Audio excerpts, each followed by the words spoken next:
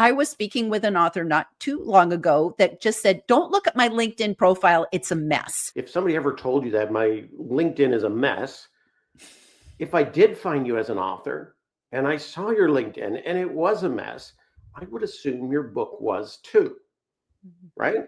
It could be the best written book. It could be packed full of information. But if your profile looks like you don't know what you're doing, you've got bits and pieces, things aren't working, I'm going to assume the book's kind of like that. And so I'm going to stay away, right? We can't buy every book. We'd go broke if we did. There's so much coming out so quickly, that you really have to stand out. You've got to get into it immediately.